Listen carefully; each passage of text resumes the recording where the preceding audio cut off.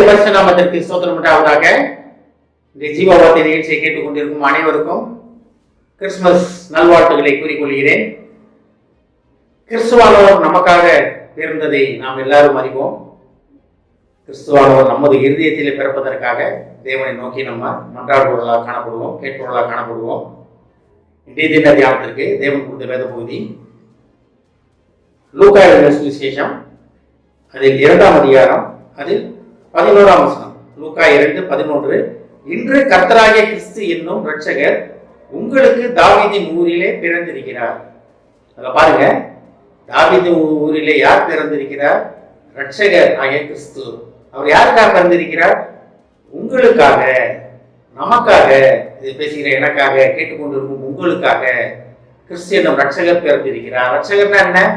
ரட்சிப்பின் பாதையிலே நம்ம உலகத்தின் போராட்டங்களில் இருந்து, உலகத்தின் கஷ்ட நஷ்டங்களில் இருந்து நம்மளை பாதுகாத்துக் கொள்வதற்காக, நம்மளை ரட்சித்து அவர் நமக்கு வைத்திருக்கும் பாதையிலே நம்ம நடப்பதற்காக கிறிஸ்துவானவர் உலகத்திலே வந்திருக்கிறார்.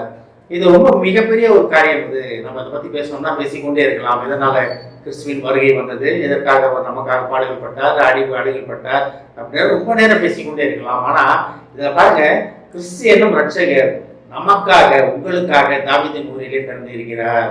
இதை கேட்டுக்கொண்டிருக்கும் தேவ பிள்ளைகளே, கிறிஸ்துமஸ் கொண்டாடுறோம். நம்ம எல்லாமே காலை ஆலயத்துக்கு போயிட்டு வந்திருப்பீங்க, இரவில் ஆலயத்துக்கு போயிட்டு வந்திருப்பீங்க, பண்டிகையில கலந்து கொண்டு இருப்பீங்க, ரொம்ப சந்தோஷமாக வீட்டில் இருப்பீங்க. நிறைய உறவினர்கள் வந்திருப்பாங்க, உறவினர்களுக்கோட நீங்க சந்தோஷமா இருப்பீங்க.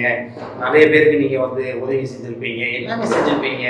எல்லாம் சரிதான், எல்லாமே செய்ய வேண்டியதுதான்.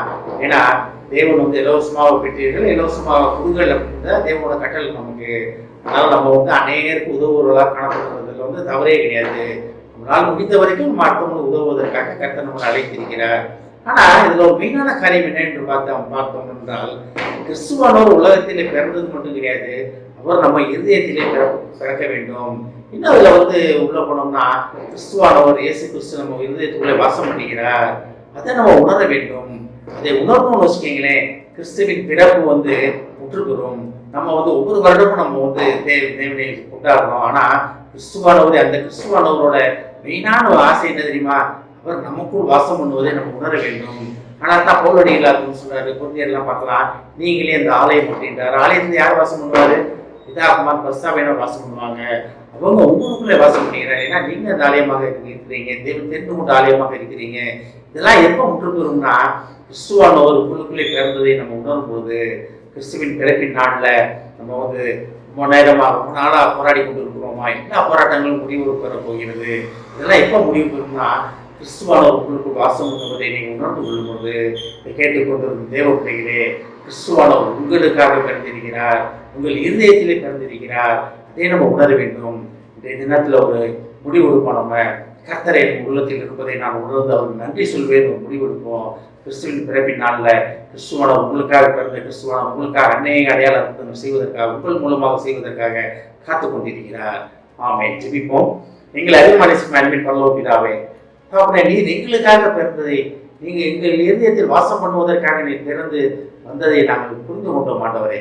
நீர் எங்கள் இருதயத்தில் வாசம் பண்ணுவதை நாங்கள் புரிந்து அதற்கேற்றபடி நடக்க எங்கள் வழிகளை உமது பாதத்திலே தருகிறோம் ஆண்டவரே. நீர் எங்களை பொறுப்படுத்திக் கொண்டு உமக்கு பிரியமானபடி நடக்க எங்களை தயார்படுத்துவேன் என்பதற்காக நன்றி நன்றி நன்றி தகப்பனே. இதை கேட்டுக்கொண்டிருக்கும் ஒவ்வொருவரையும் ஆசீர்வதிக்கிறோம் அப்பா. இதை கேட்டுக்கொண்டு ஒவ்வொரு குடும்பத்தையும் ஆசீர்வதிக்கிறோம் ஆண்டவரே. குடும்பத்திலே கிறிஸ்துவானவர் பிறந்ததை ஒவ்வொருவரும் உணர்ந்து, அவர்கள் உள்ளத்திலே கிறிஸ்துவானவராக நீர் வாசம் பண்ணுவதை உணர்ந்து உமக்கு சாட்சியுள்ள வாழ்க்கையை அவர்கள் பிள்ளைகள் வாழ உதவி செய்ய மாட்டவரே. கிறிஸ்துவான் பிறப்பின் நாளிலே அவர்கள் மகிழ்ந்து கைகூற உதவி செய்ய மாட்டவரே. ஆசீர்வதியும் இயேசுவின் மூலமாய் கேட்கிறேன் நல்ல பிதாவே. ஆமென். கர்த்தர் உங்களை ஆசீர்வதிப்பாராக.